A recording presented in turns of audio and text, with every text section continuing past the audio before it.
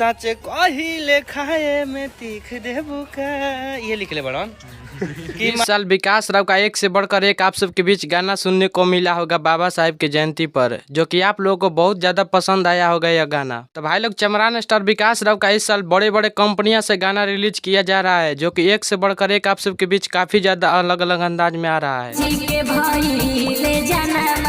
आप सब इस वीडियो में अंत तक बने रहे और चैनल को सब्सक्राइब कर दे और वीडियो को लास्ट तक। भाई लोग, पहली बार कृष्णा जैक लेकर आए हैं बाबा साहेब के जयंती पर एक बहुत ही जबरदस्त गाना, जिस गाने का नाम है जन्मदिन बाटे संविधान के रचयिता के। इस गाने को लिखे सूरज प्रकाश और म्यूजिक दिए हैं आशीष राज, जिसे कृष्णा जैक के ऑफिशियल चैनल पर रिलीज किया गया है।